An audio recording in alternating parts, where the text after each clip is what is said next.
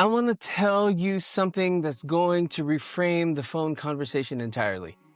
The decision about whether your teenager is ready for a phone wasn't made when they were 13. It was made when they were 2 and 4 and 6 and 9. And by the time they're asking for the phone and the conversation is getting harder and harder every week, the most important formation work has already been happening for years. Or it hasn't.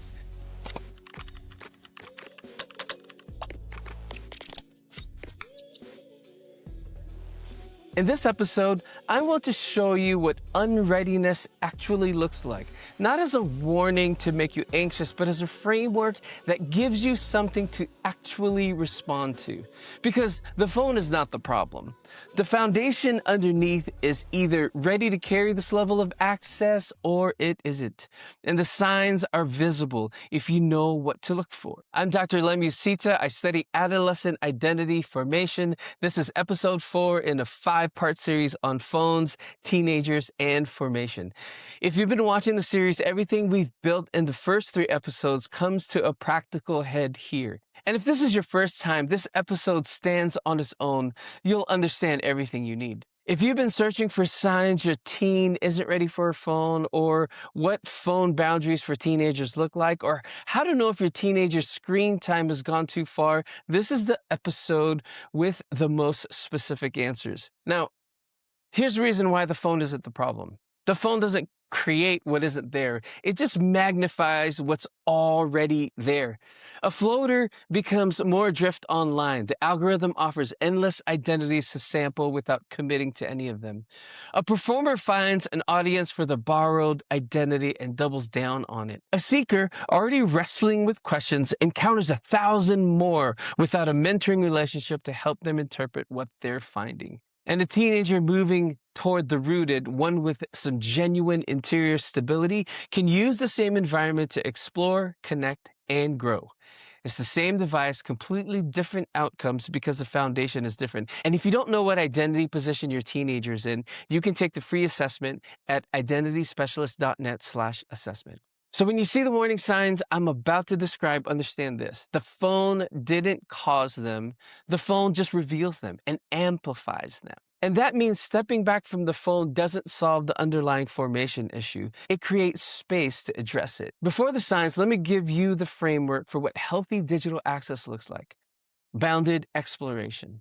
Not restriction, not unlimited access, but the tension between them, held on purpose. Don't introduce a smartphone as a milestone. Introduce digital access as a gradual process, expanding as responsibility is demonstrated, not as a birthday.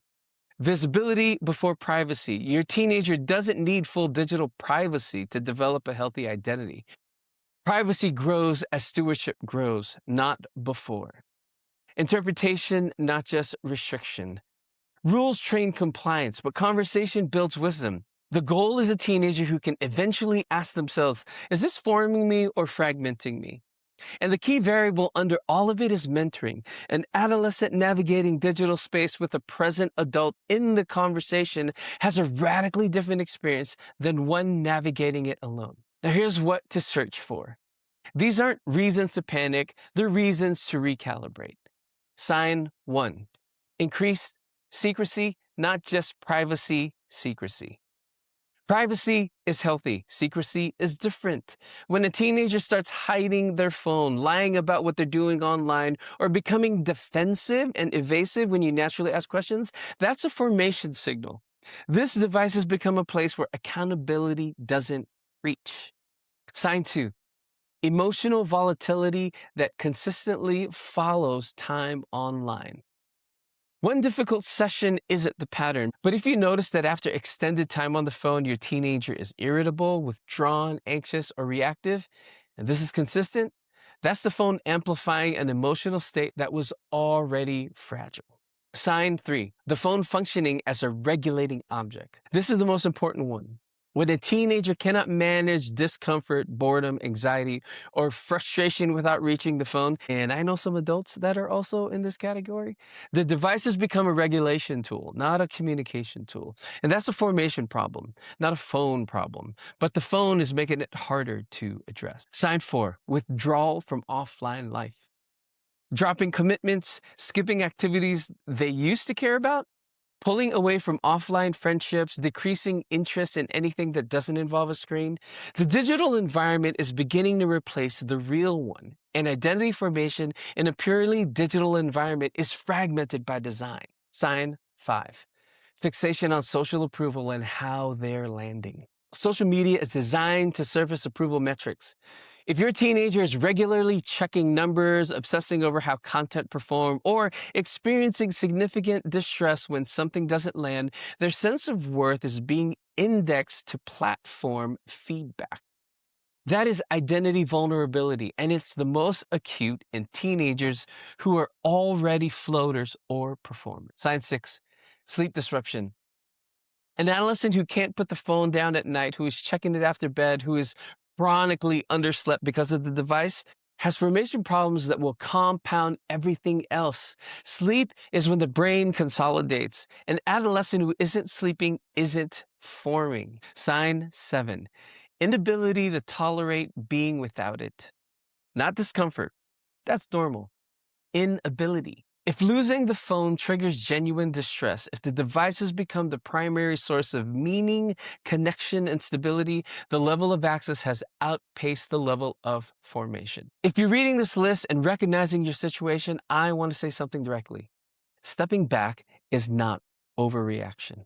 Sometimes removing social media for a season, moving the phone out of the bedroom, returning to more limited access, or rebuilding privileges in stages is actually what responsible parenting requires. And it's not punishment, it's recalibration. And recalibration done well is a conversation, not a confiscation. You explain what you're seeing, you name the formation concern, you describe what you're trying to create space for, and you involve the teenager in the process where you can. That's not control, that's mentoring. And here's the deal, if you can't even have that conversation with your teenager, this conversation is not about a phone. It's about a relationship with your teenager, growing that connection with them so that you can have these conversations. So when should your teenager get a phone? When the formation underneath is strong enough to carry the access. Not based on age, not based on what everyone else is doing or what this other family is doing, based on what's been built and whether that foundation is ready to be amplified. Because the goal is not raising a teenager who can have a phone. The goal is raising a person who can live with freedom without being ruled by it. And the other thing that I want to again reiterate is if there isn't that relationship with your child, if you are not able to mentor or be in that kind of relational connection with your child to have these conversations, then that's where you start first. Now, in episode 5, the final episode of this series, I want to give you the constructive side. What does readiness actually look like? What can parents build? And the part most parents aren't expecting, how much of our teenagers' readiness depends on you. Now, for those of you that have already taken the assessment, thank you for doing so. And if you're just hearing about these identity positions for the first time, I have a free identity formation assessment. The link will be in the description, but you can go to identityspecialist.net/assessment. If you're trying to figure out where your teenager is right now, this is where I'd start. It only takes 5 minutes, and at the end, you'll have exactly the identity position that your teenager is in. Comment below which of the 7 signs show up in your home. Which one did you recognize from your own teenager? I would love to hear about it. And then subscribe for episode 5, the constructive payoff, specific markers for readiness, what parents can build. And the thing most important parents aren't expecting when they ask what readiness really looks like. Again, thanks for watching. And as always, don't forget, be unique, but belong.